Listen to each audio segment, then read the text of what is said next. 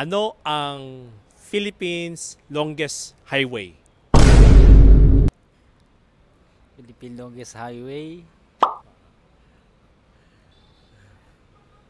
Longest highway siya ng Philippines. So, ito yung pinakamahaba talaga. Normally, ito yung national road. EDSA? Oh, ano ang Philippines longest national road? San Juanito Bridge. Ano ang Philippines longest national road? Philippines longest national road is